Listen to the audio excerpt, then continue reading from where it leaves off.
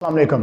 Chapter number 14 current electricity का जो topic आज हम डिस्कस करने जा रहे हैं वो है कंसेप्चुअल क्वेश्चन।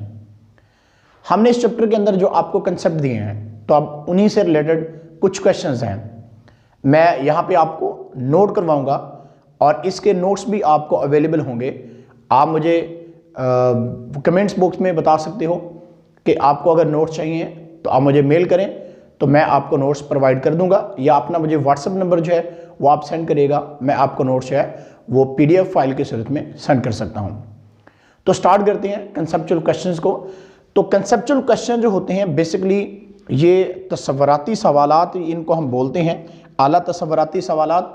तो कंसेप्चुअल क्वेश्चन के अंदर आपको एक कंसेप्ट मिलता है, यानी इसके अंदर आपको एक तस्वर मिलता है। कोई भी क्वेश्चन अगर आपसे किया जाता है, जैसे करंट इलेक्ट्रिसिटी से रिलेटेड हमारा चैप्टर है, तो इससे रिलेटेड आपको जो क्वेश्चन किया जाएगा, तो जब आपने चैप्टर को अच्छी तरह से तैयार किया होगा तो आप उस क्वेश्चन का आंसर दे पाओगे, या आप क्वेश्चन को समझ के कुछ ना कुछ उसके अबाउट जरूर बताओगे। तो इसलिए आपने चैप्टर नंबर 14 की प्लेलिस्ट तैयार है, तो हमने सारे टॉपिक जो है करंट इलेक्ट्रिसिटी के हवाले से किए हुए हैं, तो आप उन वीडियोस को देखिएगा और फिर आप भी आपके माइंड में भी कुछ क्वेश्चन आ सकते हैं।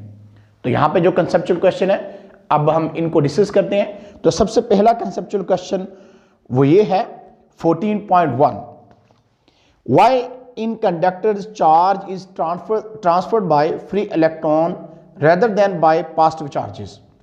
कंसेप्चुअल क्वेश्चन नंबर 14.1 है, जिसमें वो पूछना ये चाह रहा है कि कंडक्टर के अंदर जो करंट फ्लो होता है वो इलेक्ट्रॉन की वजह से ही क्यों फ्लो होता है, इलेक्ट्रॉन की वजह से ही क्यों फ्लो होता है, वो पॉजिटिव चार्जेस की वजह से क्यों नहीं फ्लो होता है।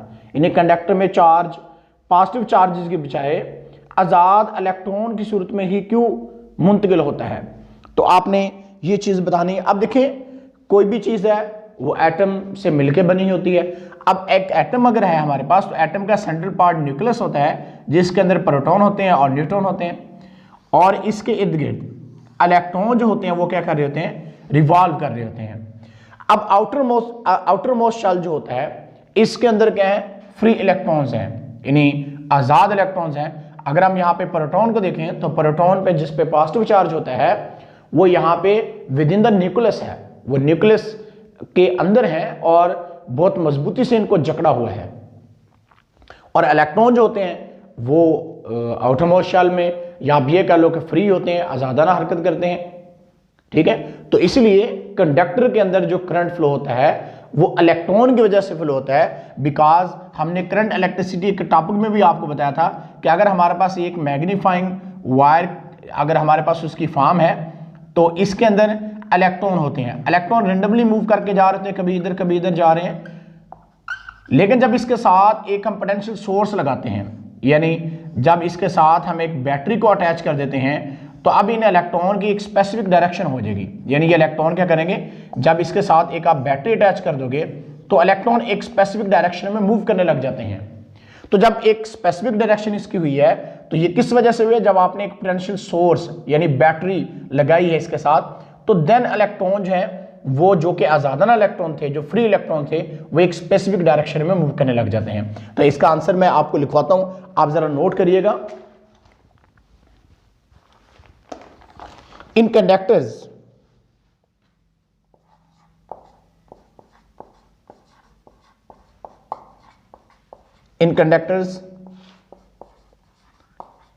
electrons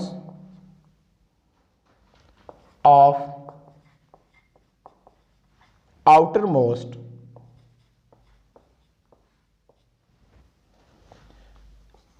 shell are free and moving around the crystal.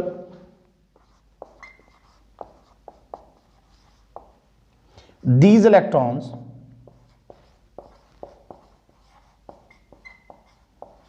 travels in specific direction. When the conductor is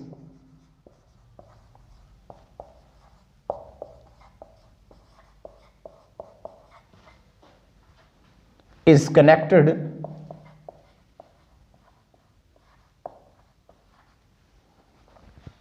with battery,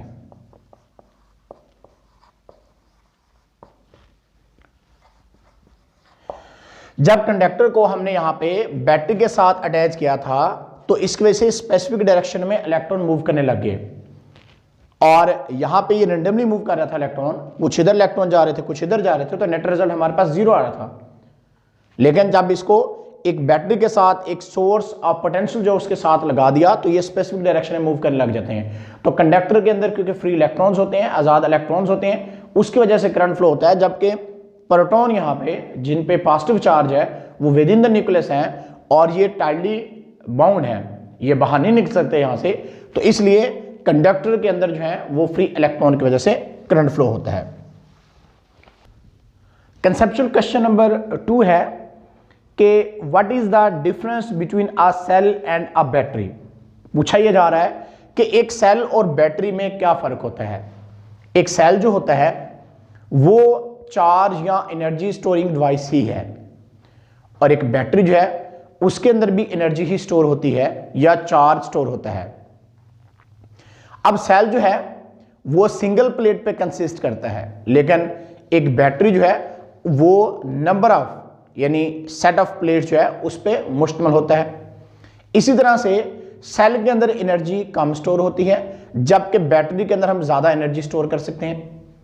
cell जो है वो ड्राई होते हैं, जबकि बैटरी के अंदर इलेक्ट्रोलाइट यानी कि आप सॉल्यूशन कह लो कि वो होता है, और एक बैटरी जो है वो सेल की निस्बत ज्यादा एनर्जी को स्टोर कर सकती है। ये भी डिफरेंस आप लिख सकते हो, या मैं आपको इसके मेन डिफरेंस भी लिखाता हूं तो वो भी आप लिख सकते हो।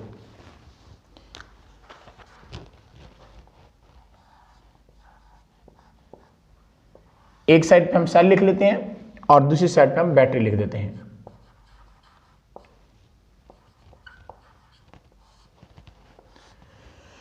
अब सेल मैं लिख रहा हूं यहां पे, an electrochemical cell is a device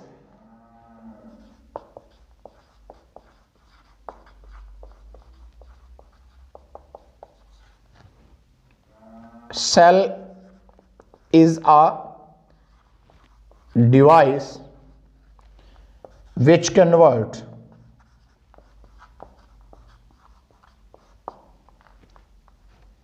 chemical energy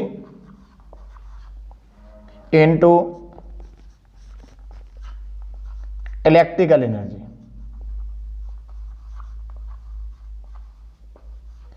अब अगर हम बैटरी की बात करें तो बैटरी, जैसे कि मैं बता रहा था आपको कि combination of 2 or more than 2 cell is called battery.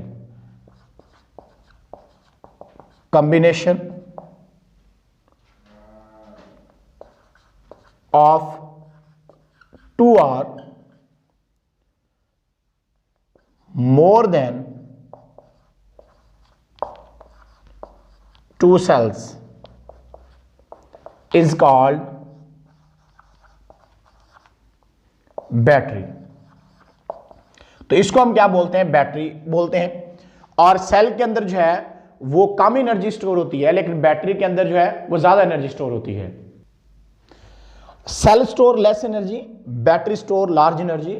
और उसके बाद एक और डिफरेंस भी आप लिखना चाहो तो लिख सकते हो कि cell consist of a single plate while battery consist of large number of plate, या आप सेट ऑफ प्लेट की बात कर सकते हो कि एक सेल जो होता है वो एक सिंगल प्लेट पे कंसिस्ट करता है, जबकि बैटरी जो होती है वो number of set of plate पे जो है वो कंसिस्ट करती है। तो ये इनका मेन डिफरेंस है एक सेल और बैटरी का। और सेल जो है वो ड्राई होते हैं, जबकि बैटरी जो होती है उसमें इलेक्ट्रोलाइट जो सोल्यूशन होता है। ड्राई बैटरीज भी होती हैं, तो ये मार्केट में अवेलेबल होती हैं। बहरहाल तो एक सेल और बैटरी जो है ये चार्ज स्टोरेज डिवाइसेस हैं, और सेल के अंदर कम एनर्जी स्टोर होती है, बैटरी के अंदर ज्यादा एनर्जी स्टोर होती है। कंसेप्चुअल क्वेश्चन नंबर 14.3 है, can current flow in a circuit without potential difference. क्या करंट जो है वो किस सर्किट के अंदर विदाउट पोटेंशियल डिफरेंस यानी पोटेंशियल डिफरेंस के बगैर सर्किट के अंदर करंट जो फ्लो हो सकता है कि नहीं हो सकता। तो अगर हम यहाँ पे एक कंडक्टर बना लेते हैं, ये हमारे पास एक कंडक्टर है और पोटेंशियल डिफरेंस की वीडियो को भी आप लाजमी देखिएगा, क्योंकि इस वीडियो के अंदर हमने बताया है बड़ी डिटेल में और थोड़ी एक्टिविटी भी परफॉर्म करके वहां पे दिखाई थी। अब देखिएगा जरा ध्यान से, ये बैटरी लगाई हुई है, कंडक्टर के इस एंड को हम ए का नाम दे देते हैं और इस एंड को बी का नाम देते हैं। अब जब पॉजिटिव चार्ज मूव करेंगे यहाँ पे तो इस साइड पे क्या हो जाएगा, हमारे पास हाई पोटेंशियल हो जाएगा, HP मीन हाई पोटेंशियल है, और इधर नेगेटिव इलेक्ट्रॉन्स होते हैं तो डेफिनेटली यहाँ पे क्या हो जाएगा, लो पोटेंशियल है। अब हाई और लो पोटेंशियल की वजह से क्या होगा, पोटेंशियल का डिफरेंस क्रिएट हो जाता है। जब पोटेंशियल का डिफरेंस होता है तो करंट कंडक्टर के अंदर फ्लो करता है। अगर पोटेंशियल का डिफरेंस नहीं होगा तो करंट फ्लो नहीं करेगा। यानी आप इस तरह से कर सकते हो कि आपके पास अगर दो बोतल्स हैं और उनके अंदर आप एक पाइप लगा लें, दोनों बोतल के अंदर पानी का लेवल बराबर रखें और इसको किसी प्लेन सरफेस के ऊपर रख दें। आप देखिएगा कि ना वाटर एक बोतल से दूसरी बोतल में जाएगा ना दूसरी से पहली वाली बोतल में आएगा। लेकिन अगर एक को आप ऊंचाई पर रख दें और दूसरे को निचाई पर रख दें तो पानी क्या करेगा, एक साइड से दूसरी साइड को फ्लो करने लग जाता है। जैसे आपके घरों में टैंकर पानी वाले ऊपर पड़े होते हैं तो आसानी के साथ अगर आप टैप खोलते हो तो उसके अंदर वाटर आने लग जाता है।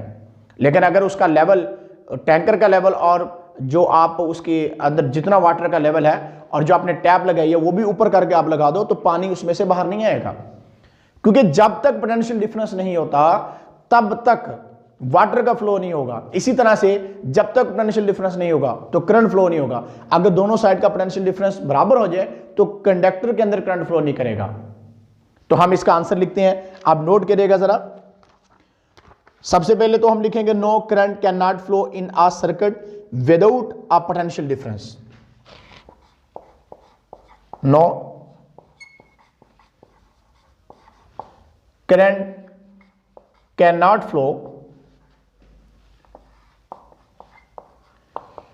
in a circuit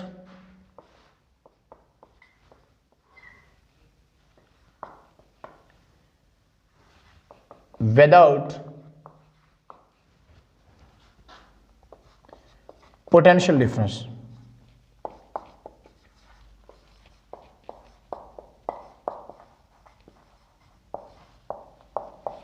The current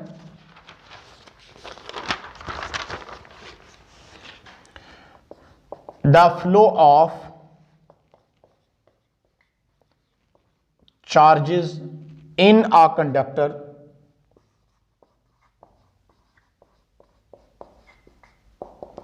is only possible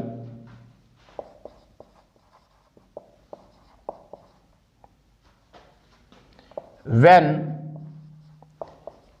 there is a potential difference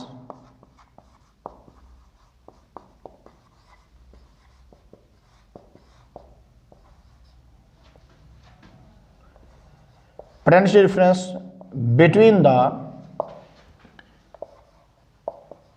two ends of the conductor.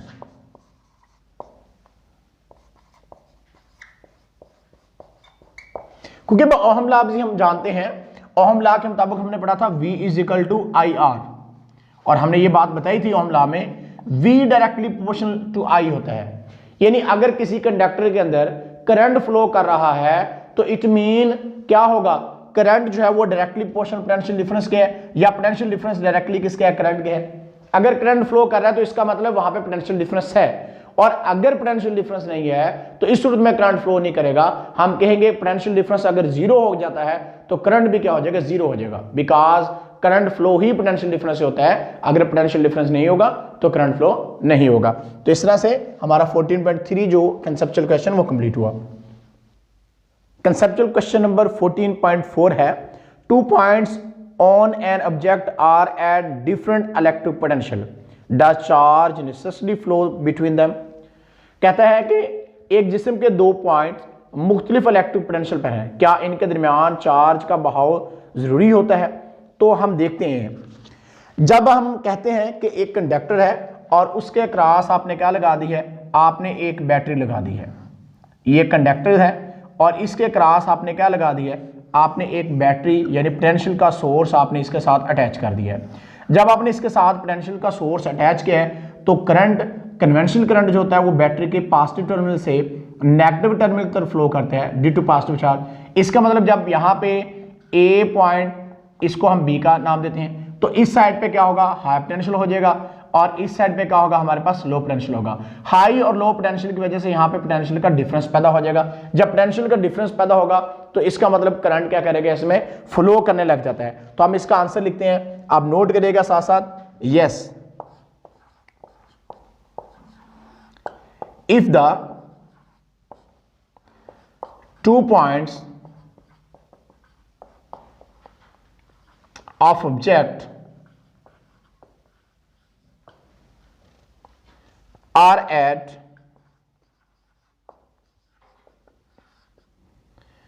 different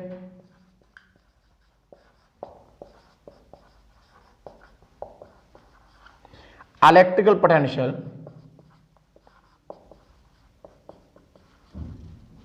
the charge will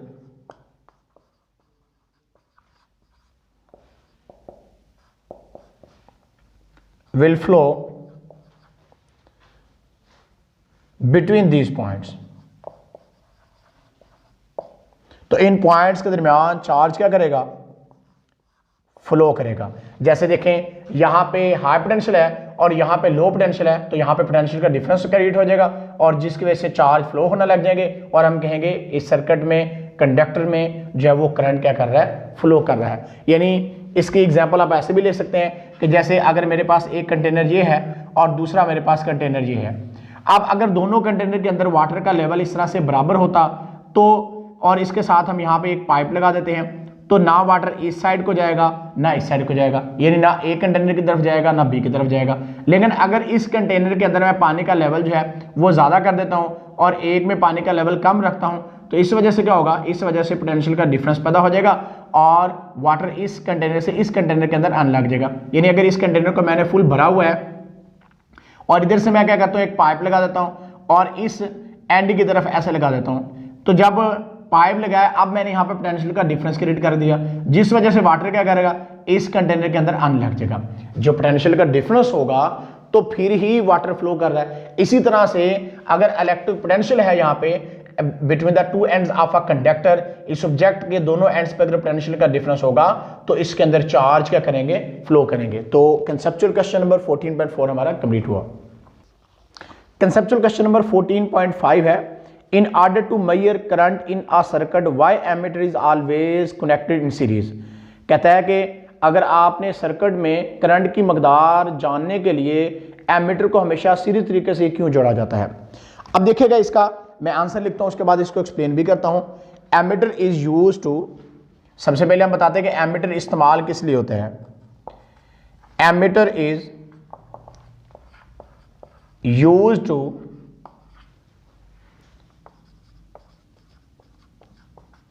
measure current in a circuit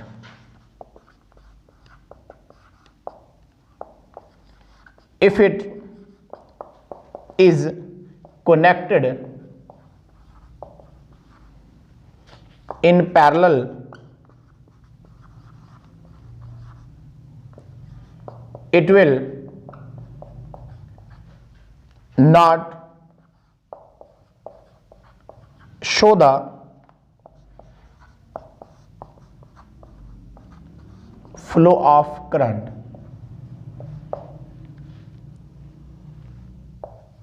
in a circuit।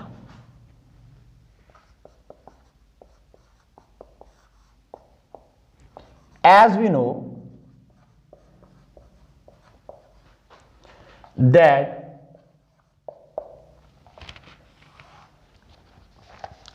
that current has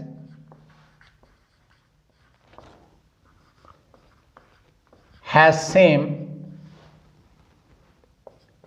value in series, so the ammeter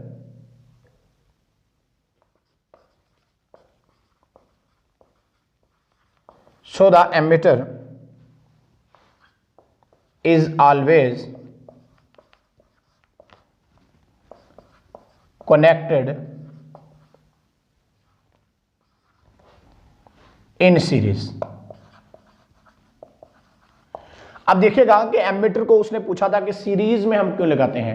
अब ammeter की resistance खुद की बहुत small होती है, इसलिए circuit के current को डिस्टर्ब नहीं करता, सर्किट के करंट पे कोई इफेक्ट नहीं डालता। अब हमने सीरीज कॉम्बिनेशन ऑफ रेजिस्टर पढ़ा था और वहां पे हमने बताया था कि जब सीरीज में रेजिस्टेंस लगाते हैं तो करंट के फ्लो होने के लिए क्या होता है, करंट के फ्लो होने के लिए जस्ट एक ही पाथ है, यानी करंट के फ्लो करने के लिए एक ही पाथ है। तो जब हम एमीटर को सीरीज में लगाएंगे तो सारे का सारा करंट जो है वो एमीटर के अंदर से पास होगा। जब सारे का सारा करंट एमीटर के अंदर से पास हो जाएगा तो हमें सही करंट सर्किट का पता लग जाएगा कि सर्किट के अंदर करंट का फ्लो कितना हो रहा है, कितने एम्पेयर जो है करंट सर्किट के अंदर फ्लो हो रहा है। लेकिन अगर हम पैरेलल तरीके से लगाते हैं तो बहुत कम करंट या उसकी नीडल जो है वो डिफ्लेक्ट ही नहीं करेगी, यानी करंट जो है बहुत कम करंट पैरेलल कॉम्बिनेशन के अंदर जो है वो यानी कि एमीटर के में से फ्लो होगा अगर एमीटर को हम पैरेलल तरीके से लगाते हैं। तो इसलिए एमीटर को हमेशा हम सीरीज तरीके में लगाते हैं ताकि मैक्सिमम करंट उसमें से पास हो और हमें सही वैल्यू जो है करंट की वो हम मेजर कर सकें। और इसीलिए यहाँ पे भी करंट जो है वो सीरीज में क्या रहता था, सीरीज कॉम्बिनेशन में हमने पढ़ा था कि सीरीज कॉम्बिनेशन में करंट क्या रहता है, सेम रहता है। लेकिन पैरेलल कॉम्बिनेशन में करंट के फ्लो करने के लिए 2, 3, 4, 5 जितने भी आपने रेजिस्टेंस लगाई है उस हिसाब से करंट जो है उतने पाथ में फ्लो हो रहा होता है। तो पैरेलल कॉम्बिनेशन में जो है वो करंट जो है वो डिवाइड होता है, लेकिन सीरीज कॉम्बिनेशन में करंट क्या रहता है, सेम रहता है। तो इसीलिए हम एमीटर को सीरीज में लगाते हैं ताकि करंट की सही वैल्यू जो है उसको मेजर कर सकें। कंसेप्चुअल क्वेश्चन नंबर है 14.6, कहते हैं in order to measure voltage in a circuit voltmeter is always connected in parallel discuss. कहता है कि वोल्टमीटर जो होता है इसको सर्किट में हमेशा पैरेलल तरीके से क्यों जोड़ा जाता है, इसकी आपने वजाहत करनी है। तो वोल्टमीटर जो होता है एक ऐसा इंस्ट्रूमेंट है जिससे हम पोटेंशियल को मेजर करते हैं, जिससे हम potential difference between the two ends of a conductor जो है उसको फाइंड आउट करते हैं। तो वोल्टमीटर का मकसद ये होता है और इसको पैरेलल तरीके से इसलिए लगाते हैं ताकि कम से कम करंट इसमें से पास हो और हमें सही पोटेंशियल जो है वो मालूम हो सके। और वोल्टमीटर की रेजिस्टेंस बहुत ज़्यादा हाई होती है, इसलिए सर्किट का जो पोटेंशियल होता है उसको डिस्टर्ब नहीं करता, उसको अफेक्ट नहीं करता। तो इस तरह से हमें सही जो potential difference between the two ends of a conductor है या सर्किट का जो पोटेंशियल डिफरेंस है उसके किसी भी दो एंड्स ऑफ कंडक्टर के, वो हम आसानी के साथ फाइंड कर सकते हैं और उसमें ज़्यादा सही तरीके से फाइंड आउट हो सकते हैं। बिकॉज पैरेलल तरीके से वोल्टमीटर को लगाने का मकसद कि उसमें से कम करंट पास हो और सही पोटेंशियल जो है वो हम मालूम कर सकें। अब इसका आंसर मैं लिखता हूं तो इसको आप नोट करिएगा। Voltmeter is an instrument, voltmeter is an instrument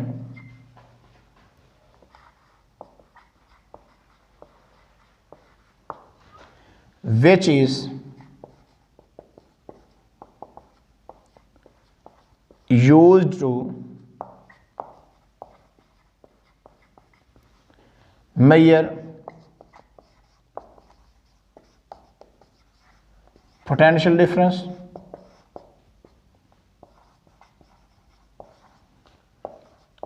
between 2 points. As we know that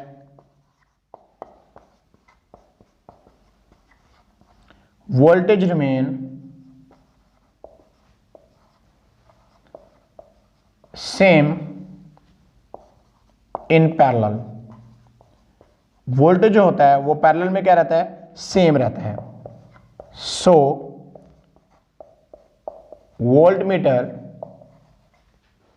is always connected in parallel। तो इसलिए वोल्टमीटर को हम हमेशा क्या लगाते हैं, पैरेलल तरीके से लगाते हैं ताकि जो वोल्टेज होता है वो remain same in parallel case में वोल्टेज सेम रहता है और हम सही जो है वोल्टेज जो है वो सर्किट का हम आसानी के साथ फाइंड आउट कर सकते हैं। और ये वोल्टमीटर जो है ये इसकी रेजिस्टेंस हाई होने की वजह से ये सर्किट का जो वोल्टेज होता है उसको अफेक्ट नहीं करता। तो इस तरह से कंसेप्चुअल क्वेश्चन नंबर 14.6 हमारा कंप्लीट हुआ। कंसेप्चुअल क्वेश्चन नंबर 14.7 है, कहता है कि how many watt are there in 1000 joule. आपने 1000 जूल में बताने हैं कि कितने वाट आर होते हैं। तो हम लिखेंगे यहां पे as we know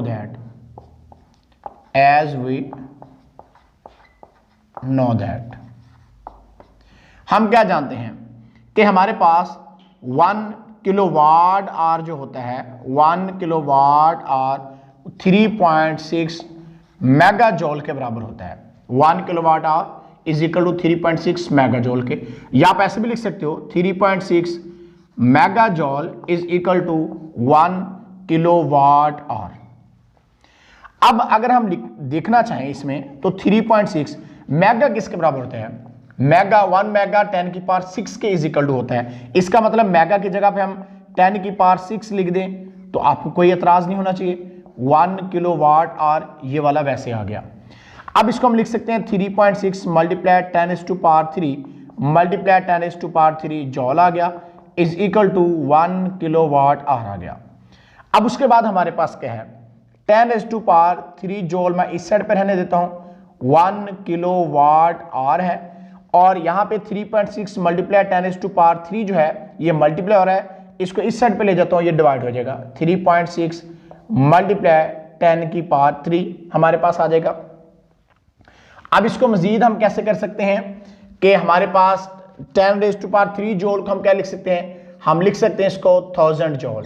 10 to power 3 को हम 1000 जॉल लिख सकते हैं, is equal to 1 kilowatt hour divided by 3.6 multiply 10 to power 3। 10 to power 3 kilo होता है, तो हम यहाँ पे इसकी जगह पे किलो लिख देते हैं। 3.6 और साथ में क्या आ जाएगा? किलो आ जाएगा। अब ये किलो इस किलो से कैंसिल हो जाएगा, तो इसका मतलब 1000 जॉल जो होगा वो आ जाएगा 1/3.6 वाट आवर आ जाएगा। अब 1 डिवाइड बाय हम 3.6 कर लेते हैं, तो 1 डिवाइड बाय 3.6 करके देखते हैं कि आंसर हमारे पास क्या आता है। 1 डिवाइड बाय 3.6, तो ये हमारे पास आ रहा है जी 0.277 आ रहा है। तो हम लिख सकते हैं इसको 1000 जॉल इज इक्वल टू 0.28 लिख सकते हैं वाट आवर, यानी 1000 जॉल के अंदर जो है 0.28 वाट आवर होते हैं। तो इस तरह से हमारा कंसेप्चुअल क्वेश्चन 14.7 कंप्लीट हुआ। कंसेप्चुअल क्वेश्चन नंबर है 14.8, कहता है कि from your experience in watching cars on the road at night are automobiles headlamps connected in series or in parallel. कहता है कि आपने ये बताना है क्या आप रात को सड़कों पर चलती हुई गाड़ियों का मुशाहदा करने पर बता सकते हैं कि इनकी हेडलाइट्स को सीरीज या पैरेलल तरीके से जोड़ा जाता है। तो जो गाड़ियों की हेडलाइट्स होती हैं इनको पैरेलल तरीके से जोड़ा जाता है, उसकी रीजन क्या है? ऑटोमोबाइल्स की जो हेडलाइट्स हैं इनको पैरेलल तरीके से जोड़ा जाता है ताकि हर किसी को एक जैसा वोल्टेज मिले, क्योंकि पैरेलल कॉम्बिनेशन में वोल्टेज क्या रहता है? सेम रहता है। या ये भी हम कह सकते हैं कि अगर कोई टेक्निकल फॉल्ट आ जाता है तो इस तरह से अगर कोई हमने चीजें सीरीज में लगाई हुई हैं तो टेक्निकल फॉल्ट एक चीज में आता है तो सारी चीजें बंद हो जाती हैं, तो हम उनको पैरेलल तरीके से जोड़ते हैं ताकि अगर एक टेक्निकल फॉल्ट किसी जगह पे आ भी जाता है तो वो चीज बंद हो और बाकी चीजें क्या रहे चलती रहें। तो अब मैं इसका आंसर नोट करवाता हूं, आप नोट करिएगा। The automobile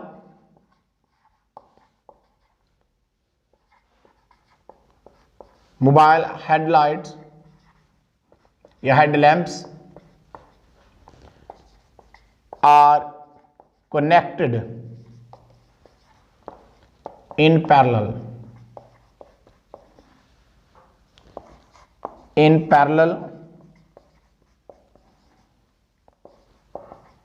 circuit, voltage remain the same across the load। यानी वोल्टेज जो होगा वो जो भी हमने चीजें लगाई हुई हैं उनके क्रॉस क्या रहता है? सेम रहता है। इस तरह से हमारा 14.8 कंसेप्चुअल क्वेश्चन कंप्लीट हुआ। कंसेप्चुअल क्वेश्चन नंबर 14.9 है, A certain flashlight can use a 10 ohm bulb or a 5 ohm bulb which bulb should be use to get the brighter light, which bulb will discharge the battery first. कहता है कि एक खास flash light के जरिए 10 ओम और 5 ओम का bulb इस्तेमाल कर सकते हैं।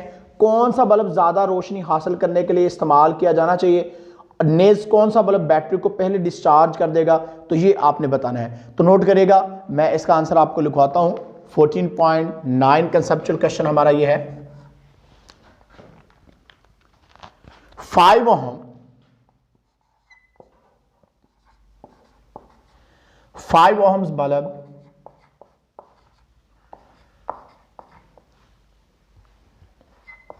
should be used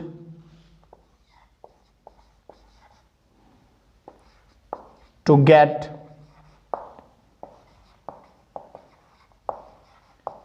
brighter light as compared to 10 ohms bulb।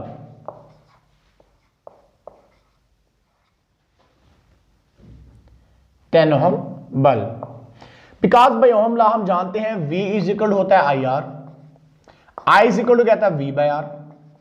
तो कहने का मतलब यह है कि करंट और रेजिस्टेंस के दरमियान इनवर्स रिलेशन है, यानी अगर रेजिस्टेंस ज्यादा होती है तो करंट क्या हो जाएगा, कम, और अगर रेजिस्टेंस कम होती है तो करंट क्या हो जाएगा, बढ़ जाएगा। इसका मतलब 5 ओम रेजिस्टेंस कम है तो ये ब्राइटर लाइट हो जाएगी, और 10 ओम रेजिस्टेंस क्या है, ज्यादा है, तो जब रेजिस्टेंस ज्यादा हुई तो करंट क्या हो गया, कम हो गया। तो इसलिए ये ब्राइटनेस हमें क्या देगा, कम देगा। यानी 5 ओम बल्ब जो है should be use to get brighter light as compare to 10 ohm bulb. हम 10 ओम का बल्ब की जगह पे 5 ओम का बल्ब अगर लगाते हैं तो हमें ज्यादा ब्राइटर यानी ज्यादा रोशनी मिलेगी। उसके बाद the bulb which has large resistance, the bulb which has larger resistance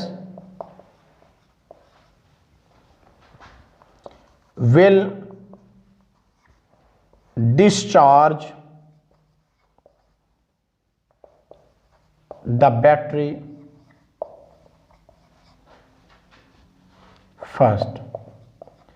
क्योंकि जब रेजिस्टेंस ज्यादा होगी तो डेसिपेशन ऑफ एनर्जी भी ज्यादा होगी, तो इसलिए the bulb which has large resistance, जिस बल्ब की रेजिस्टेंस ज्यादा है, यानी 10 ओम बल्ब की रेजिस्टेंस ज्यादा है, तो जिस बल्ब की रेजिस्टेंस ज्यादा होगी वो बैटरी को डिस्चार्ज भी क्या कर देगा, जल्दी कर देगा। बैटरी जल्दी खत्म 10 ओम का बल्ब करेगा बिकॉज उसकी रेजिस्टेंस ज्यादा है, डेसिपेशन ऑफ एनर्जी ज्यादा हो रहा है इंस्टेड 5 ओम की अगर हम बात करें। तो इस तरह से हमारा कंसेप्चुअल क्वेश्चन नंबर 14.9 कंप्लीट हुआ। कंसेप्चुअल क्वेश्चन नंबर 14.10 है, कहता है it is impracticable to connect an electric bulb and an electric heater in series why. कहते हैं कि इलेक्ट्रिक बल्ब और इलेक्ट्रिक हीटर को सीरीज में जोड़ना अमली तौर पर मुमकिन नहीं है। क्यों?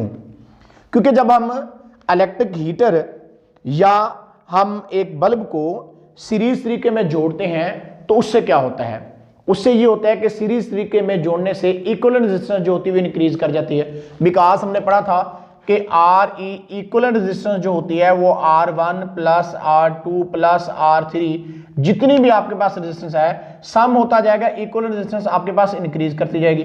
जब इक्विवेलेंट रेजिस्टेंस इंक्रीज करेगी तो इसका मतलब रेजिस्टेंस के इंक्रीज करने से पोटेंशियल क्या हो जाएगा, पोटेंशियल ड्रॉप हो जाएगा, जिसकी वजह से क्या होगा, पोटेंशियल के ड्रॉप होने की वजह से लोड बढ़ जाएगा।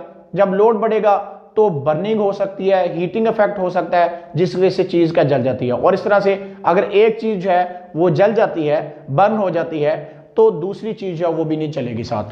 तो इसका आंसर जरा नोट करिएगा आप, 14.10 है, because if both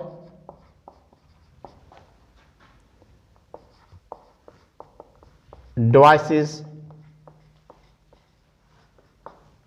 connect in series, then their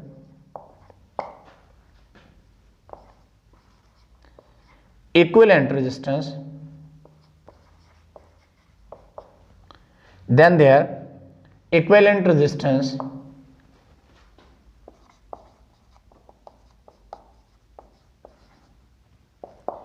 increase and it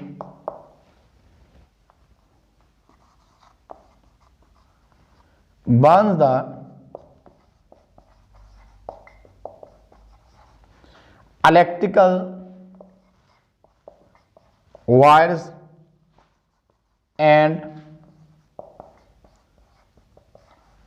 circuit become short। Circuit क्या हो जाता है, सर्किट शॉर्ट हो जाता है और दूसरी अप्लायंस जो है वो भी नहीं फिर ऑन होगी, यानी आप ये कह लो कि वो भी हमारा काम नहीं करेगी, वो भी नहीं चल पाएगी। तो इस तरह से अगर हम सीरीज में लगाते हैं तो इक्वल रेजिस्टेंस के बढ़ने की वजह से पोटेंशियल ड्रॉप हो जाता है, जिस वजह से चीज जो होती है वो जल जाती हैं। तो ये था हमारा कंसेप्चुअल क्वेश्चन नंबर 14.10।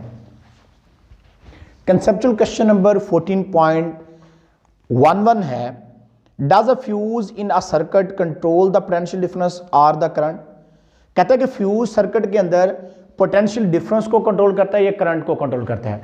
तो फ्यूज एक ऐसी डिवाइस है जो सर्किट के अंदर करंट को कंट्रोल करता था। पोटेंशियल डिफरेंस को कंट्रोल करने के लिए या पोटेंशियल डिफरेंस को मेजर करने के लिए हम वोल्टमीटर का इस्तेमाल करते हैं। तो एक फ्यूज क्या है, a fuse control the current in a circuit. एक फ्यूज सर्किट के अंदर करंट को कंट्रोल करता है up to a safe limit.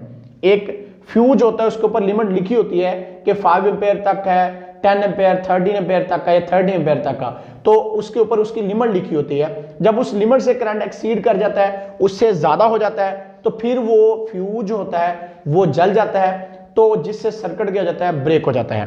तो यही चीज हमने यहां पे लिखी है, a fuse control the current in a circuit up to safety limit not potential difference. Fuse current को जो है वो कंट्रोल करता है, ना कि पोटेंशियल डिफरेंस को कंट्रोल करता है। When the current exceed the limit it burns and break the circuit. जब करंट एक लिमिट से, एक हद से इंक्रीज कर जाता है, एक्सीड कर जाता है, बढ़ जाता है, तो फिर सर्किट क्या हो जाता है, ब्रेक हो जाता है और इस तरह से करंट जो है वो सर्किट के अंदर फ्लो नहीं हो पाता। और ये फ्यूज को हम एज ए सेफ्टी डिवाइस के तौर पर लेते हैं, क्योंकि ये अप्लायंस के साथ हम इसको लगाते हैं, यानी कि लाइव वायर के साथ इसको अटैच करते हैं ताकि फ्यूज जल जाए, हमारी अप्लायंस जलने से बच जाए और लाइव वायर से फिर कनेक्शन जो है वो डिस्कनेक्ट हो जाता है जब फ्यूज जल जाता है। तो इस तरह से हम फ्यूज से पोटेंशियल डिफरेंस नहीं मेजर करते बल्कि इससे करंट को कंट्रोल करते हैं। तो इस तरह से हमने कंसेप्चुअल क्वेश्चन आज जो है वो 14.1 से लेकर 14.11 तक हमने मुकम्मल किए आज। तो conceptual question chapter number 14 current electricity के हमारे कंप्लीट हुए। तो आज के लिए इतना ही, फिर मिलेंगे इंशाल्लाह, तब तक अल्लाह हाफिज़।